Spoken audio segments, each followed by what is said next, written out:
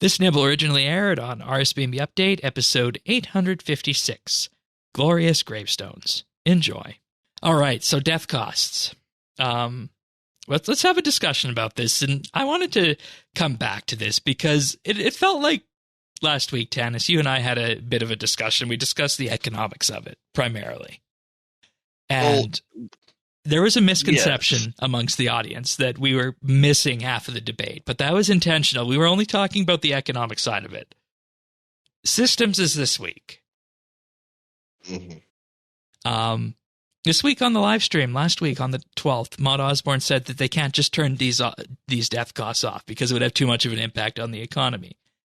Timbo is working on this full time and the larger question of RuneScape's economy. And we just mentioned there'll be more experiments in December on this. Now, I want to highlight something that we all want, because I think this is important to get down and just showcase that we're all on the same page when it comes to a number of these things. First and foremost, in an ideal world, a PVM experience would have no death costs. I think we all agree with that, right? Mm-hmm. Absolutely. Secondly, we need a system that doesn't punish those who are new to PVM, and it doesn't also punish those that are trying to teach themselves new mechanics at a higher level.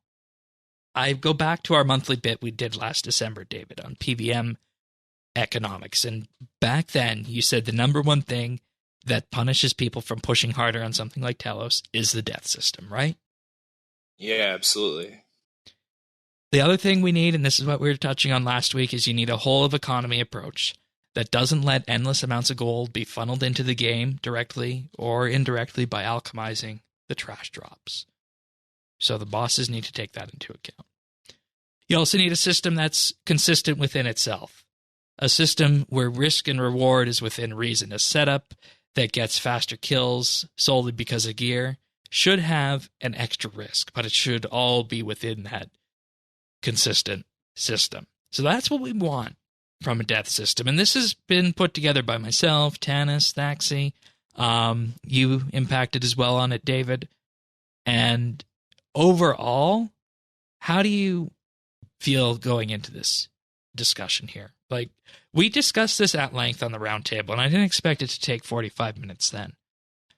It was great, though, because there wasn't a single person who overlapped with someone else in terms of the way they play the game and experience it, it seemed like. We had the entire gamut of perspectives, which was perfect.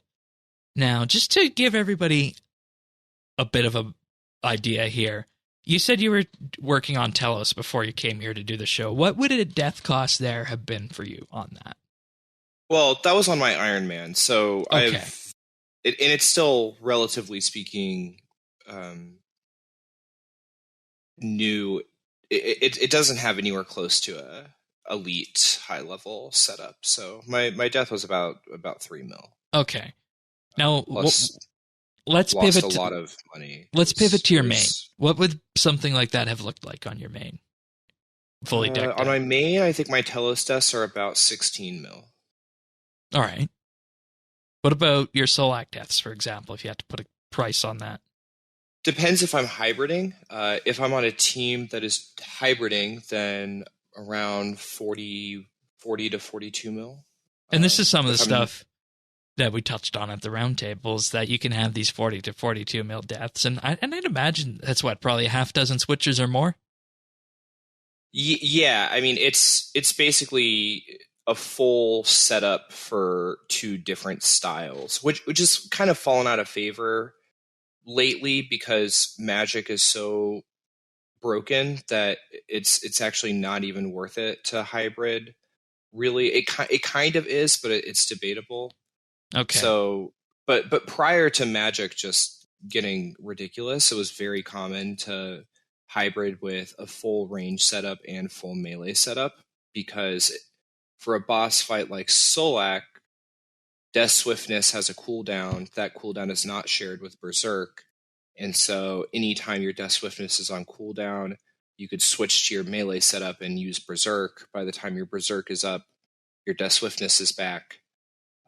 So there's a huge advantage to hybriding for longer boss fights. Right. And we need to be 100% clear that we also had the discussion at the round table, and you verified this for us, that practically any boss in game can be done with tier 90 weapons and tier 80 power armor. With, say, a shield. I have personally duoed Virago with a set of full lunar armor and a tier 85 staff. And a tier 70 wand and a tier 70 shield. Yeah. No, I'm not sure that the whole it's not going to be the most efficient thing you do, but it can be done. And we just highlight that as one option out there when it comes to Switch cost. And I think you just kind of touched on something there, Shane. I think that is a point that we are aware of, but we have a different kind of analysis when it comes to necessity versus efficiency. Exactly. It's not that's, wasn't seen, but we kind of just fall on a different line. And I guess it'd be natural. I would look at it in a similar way. If, it was on a scaling side, I would be like, whoa, well, there's certain things that you need to have. But at the end of the day, like how you started, we're not fans of dev costs to begin with. Right. And personally, I don't care about the economy. Like, I don't think the economy should mirror real life. That sucks. I'm a person that thinks everything should have a price. But hey, that's a bigger discussion. Yeah, and that's one of the possible solutions we set out that we'll get to.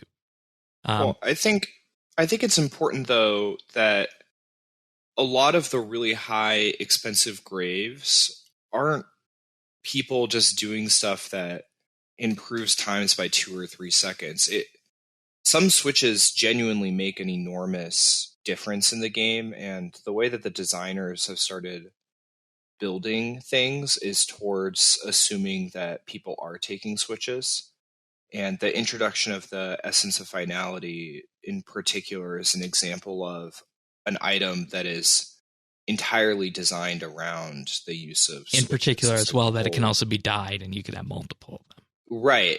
I mean, the whole purpose of that item is to facilitate switching being easier and better than ever. So they're clearly designing content that assumes players are using switches. And for some of them, it really does matter. So if you could duo Solak with tier 90 weapons and tier 80 power armor and a shield as your only switch.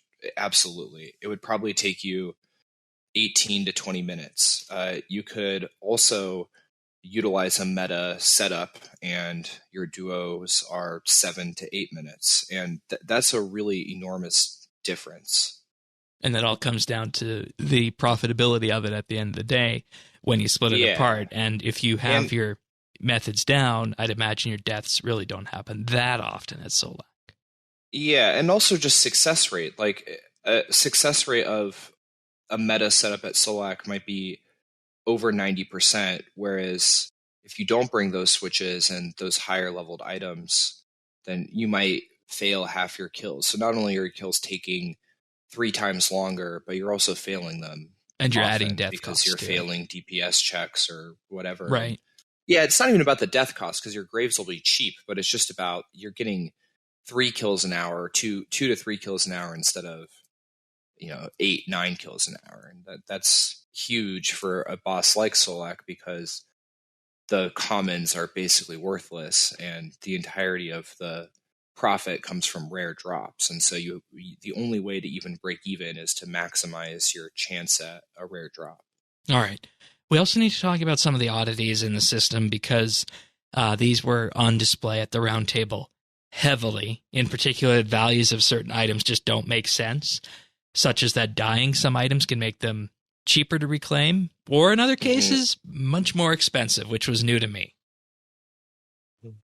Yeah, because of the dyed item forms, and the dyed items have a set cost to reclaim on death. And I put this in the notes, but a good example of this is the Wand of the Appraisal, which to reclaim from death is just under 6 mil GP, But if you die your Wand of the Appraisal, the reclaim on death is 27k. Which doesn't make sense at the end of the day. And it's not consistent either. So if we look at another item, like let's take Elite Serenic Top, it's 2.66 mil to reclaim, whether it's dyed or undyed. So it's not like dyes universally are applicable for this. But the reason for it is that sometimes the way that Death views a dyed item is that it has no GE value, and so it just goes by the ALC value to determine how much it's worth to reclaim. When it's a 1.2 bill item on the GE, or more than that, 1.7 bill, whatever. Oh, I wonder if that's what. See, I never had death costs like what you guys would suffer, but I always thought it was stupid because it seemed like you paid a pretty high death cost when you had like untradeable items, like the even the ports armors. It felt expensive, or I mean, not the degradable versions, but the kind. Yeah, that's because those are set. Yeah. Then you have other cases where something might be only a 2 to 3% DPS boost, but is a 10 to 15% higher death cost. Yeah, so a great case for this is Elite Serenic 2.6 mil to reclaim for the top.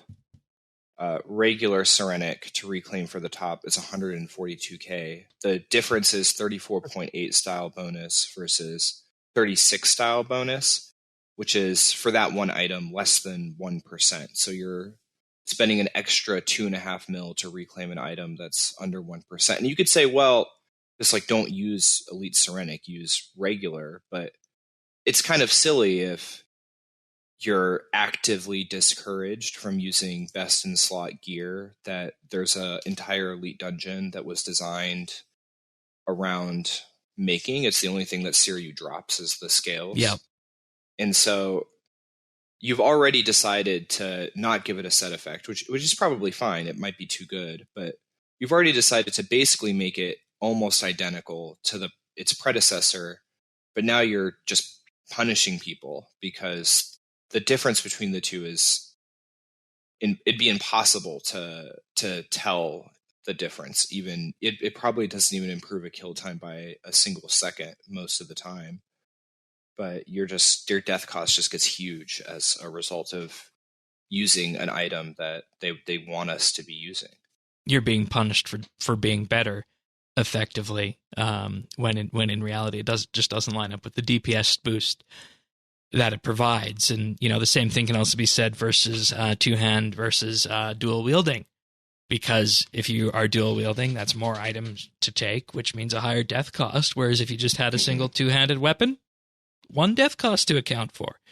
And some of the questions about this can also be thought of as well, is that maybe then there should be, and we're kind of leaning into the solution side of this, but maybe instead there should be a combined weapon cost, so that two-handed and duels are a lot similar in terms of their death costs for a pair. Something to that effect to kind of tie things all together. Were there any other oddities on this list that jumped out at you, Tanis, or is there anything here, David, that is missing in terms of system oddities? Because I think these are the big ones. Yeah, these are the big ones to me. Anything, David? I think this is most of it, but some things are kind of strange too. Like quest rewards have just really high reclaim value sometimes. Yes. Like maybe the Asylum Surgeon's Ring isn't the best example, because if you were going to lose it, it would be 500k to reclaim. But at the same time, it seems a little silly to me that a quest reward has a 500k reclaim attached to it. Right, because you just every single time you die. You just go to May's Quest Caravan, and you can pick up any quest items that were lost. Yeah. Well, though I don't know if ASR that's the case with the special case. Yeah, I don't know if that's ASR is a special if that case, falls in there. But just generally, some of these quest rewards really shouldn't have. It just seems silly that they have such high reclaim costs. Yeah. So I'll just add that as a bullet point as well. Some quest rewards, and this raises the question, of course, solutions. With this, do you, for example, tie the value of main hand and offhand weapons together, put them on par with a two-handed set? I mean, Thax's idea is the best, which is just that dual wield weapons, like when you use dual wield weapons, your second one counts as a package deal. The problem with that is it might be hard to code. Yeah. If you're using a Wand of Appraisal and a Seismic Singularity, packaging those together might be hard for them to do. I'm not really sure what the logistics of that would be.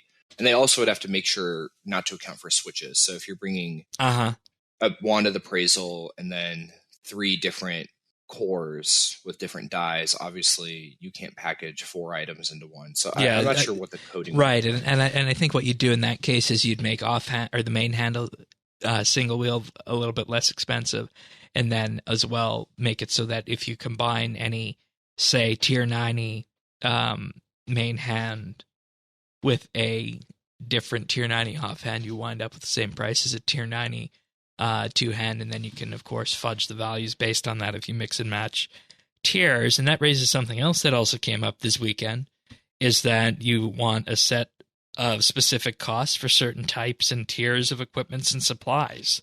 And this will create the expectation that the system is to function within a specific set of rules. So what this means is that if you had a set of tier 90 power armor, the tier 92 power armor would be an expected amount more in terms of death cost, but it wouldn't be the huge number that we talked about just a few minutes ago from going from Serenic to Elite Serenic, just to give an example. And you can apply the same thing as well, so that if you have a tier 90 magic staff versus a tier 90 melee two-hand, why should those 2 items potentially have the same or have different death costs? That's another thing that could factor into that as well. Unless there's something special about it, then you would add a certain value for, say, if it has a special attack, you could add a little bit more to it. Just have a system that is easy to understand, I think, and apply this to all equipment, supplies, tools, practically anything that goes through the death system. And that basically creates a system in itself for death costs. Another idea, and this one comes from old school, is that any item worth less than 100K could just be free to reclaim. I don't think that would change the. No, it wouldn't change much, but it would be a nice olive branch to kind of just put out there. Like your Fractured Staff of Armadillo is, an 8 mil item. Obviously, you're always keeping that on death, so you're never paying that 8 mil. But yeah, as best in slot gear gets more and more expensive, for whatever reason, whether they're hard to get or inflation or who knows. Yeah, and that raises the question, should best in cost gear be that expensive? Well, I don't... Yeah, I mean, we've had a free market system for 20 years. I think it would be pretty hard to just... Well, I'm not saying set prices. I'm just saying, add more of them into game, which they did a couple weeks ago when they buffed all those drop rates. Yeah, but that the staff has gone up since that update. So has it? Yeah, it sure has. Because I think how the heck does that work? Well, more demand because of the drops, or what? Yeah, so Staff of Armadillo, when that update came out, it was about 6.5 mil. Now it's well over 7, approaching 7.5. Okay. I mean, the answer is that it's broken, I guess. Yeah. It's like that's the answer. It's a 295 weapon, 1 of 2 in the game. There's a reason that water runes are getting close to 300 GP each, and that's because Insight Fear is ridiculous. I always point that out to people who want to go rune crafting. Yeah, I wonder how much you would make in an hour of crafting water runes. Test it out. Another fun thing that you could potentially do is effectively just set a cap on death cost to be determined by what the economics of the situation say.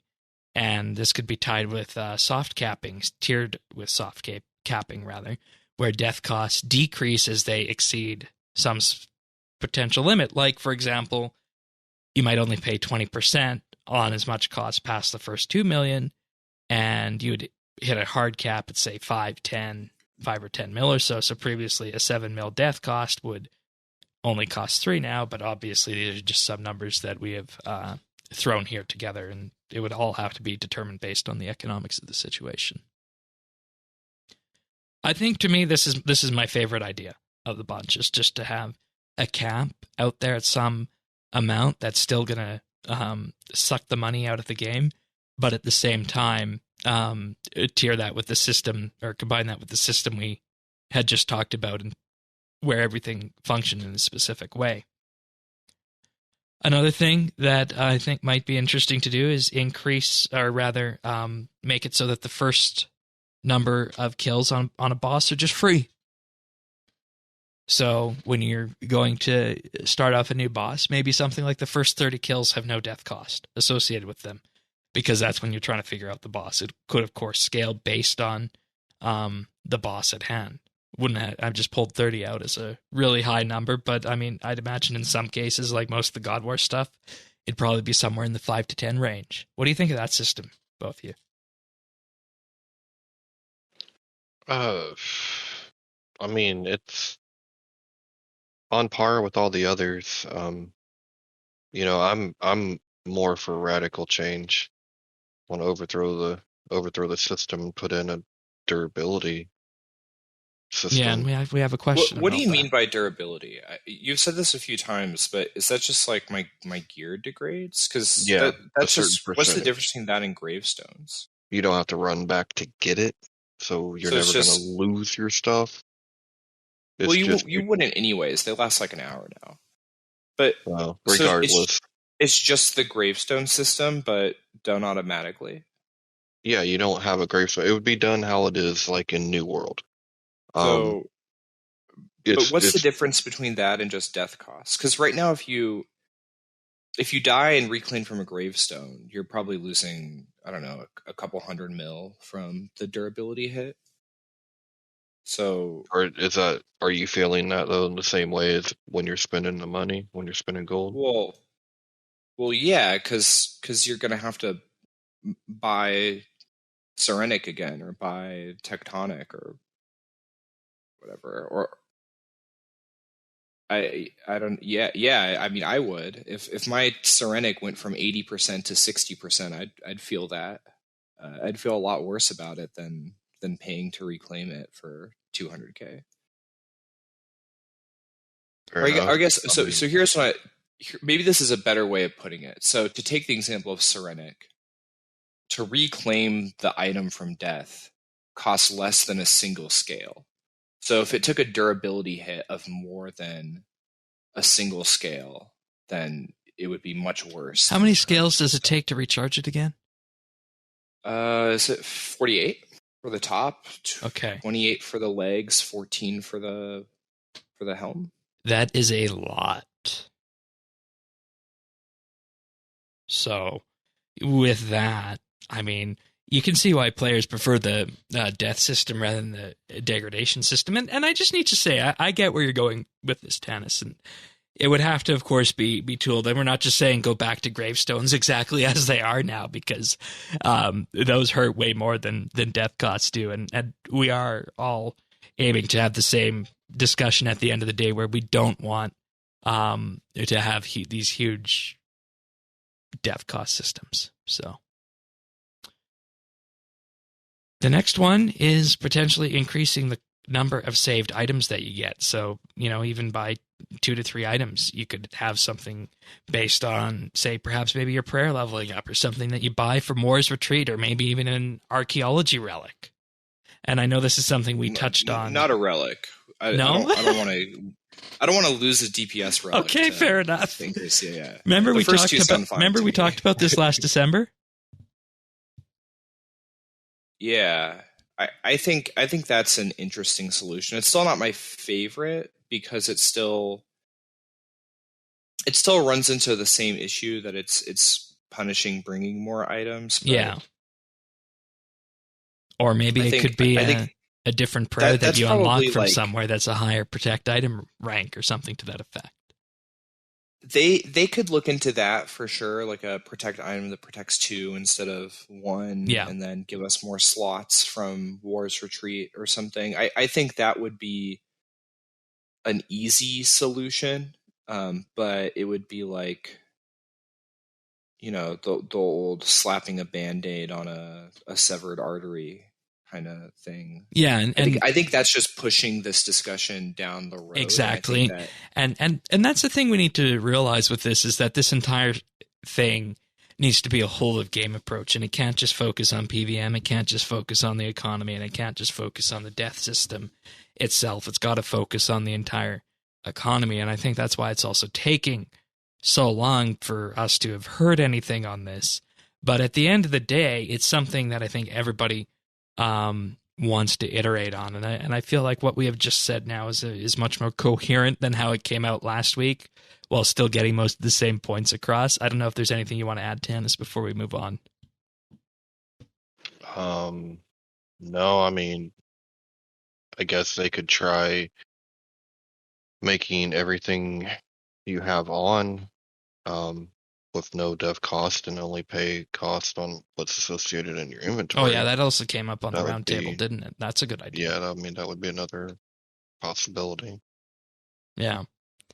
And then, you know, it really would lower the barrier to SwitchScape as it was, because then you're only penalized for what you're wearing, and if it's in your inventory, then hey, maybe it just doesn't count, or maybe it only counts to, you know, 50 or 40% or so. I think that's also interesting. Yeah. I wanted to pitch my idea. Oh, yeah. Okay, go for it. For this has been the same for a long time, which is that one of the biggest complaints right now is rings and having to bring so many. Rex Matriarchs brought in 4 fantastic rings into the game that everyone should be using everywhere. They should encourage us to use them everywhere. 2 of them in particular are super powerful, but the other 2 are also good, and I think that that's content we should be taking advantage of. So I think there should be a system where the Ring of Death is separated from our bodies, and we could pay onyxes in advance to store death. So it could even be much higher. So yeah, just instead pay it of to the death. current rate, it could be you have to spend an entire onyx for your next death or something like that. So you would just like put 30 onyxes on it, and that would be 30 deaths. And onyxes right now are really, really low again. They're back to alk value because of our friend, the Archglacior. And so that would maybe bring onyxes back up, which I know a lot of people really like it when onyxes are high in value. So I think that's one solution too that fixes the most annoying switch in the game, which is that you have to have a 3rd ring in addition to Reavers or Seers and Vigor. Yeah, and then with that, you could give some other appetizing effect to the Ring of Death as it is right now, and maybe even rename it, because it's something that is almost always there, and an item that never moves from its slot, in effect, ceases being that item. So that's why that's actually a really good idea, David, from a systems perspective. I like that. And it could even be you just pay death in terms of onyx or something like that. So, and then one final word is just, I think the reason this is so important is you've talked a lot about the problem with deaths being entry to PVM and learning new mechanics, things like that. But I think that the other 2 that are sometimes overlooked is, the first is that every boss in the game is designed around a certain level of DPM. So they were very explicit when Nex AOD came out that they designed it around the average player being 140k DPM. That average has gone up a ton because of power creep. And so if they design a boss around, say, 200k DPM or something like that, that requires bringing a certain number of switches. And so if they want to push PVM forwards and design content around higher levels of damage output, then they either need to completely change the direction of the game, which has been about switches. So we talked about the EOF being an example of how game mechanics now encourage switching. Mm-hmm. Special attacks being revitalized obviously was designed to encourage switching. So they need to either untether increased damage from switching, or they need to fix this issue, because at this point, it's no longer just a few people who are trying to get world records. Now it's content that is being designed assumes you are bringing a number of switches to encounters. And then so I think that's an important thing to know. And then the last thing is just innovation is really good. Like, people experimenting with new strategies, innovating. I think that players who innovate the limits of the game shouldn't be punished for doing so. Right, and that's that whole pushing a Telos or Glacier thing we talked about. Yeah, and the current system is designed to punish taking risks, and I think that as long as the game still runs with I think any video game is more fun when risk-taking is encouraged rather than punished. Very true. Very true. Yeah, that all sums this up nicely, and I think it's a good discussion to have. And the thing that everybody needs to take away from this is that you have to look at it from a whole of game approach: the economy, the systems, the death, the PVM, the items, and so on and so forth. And looking at one item can have the appearance of it as, in effect, going off half-cocked. This was the impression we gave last week when we were just looking at the economics of it. But at the end of the day, it's worth having that discussion as a whole. Tanis, you have anything else before we move on? Nope. All right. That's it for me. You can find full episodes of RSBANDB Update right here on this YouTube channel. If you found this video useful or just enjoyed it, like and subscribe, or leave a comment.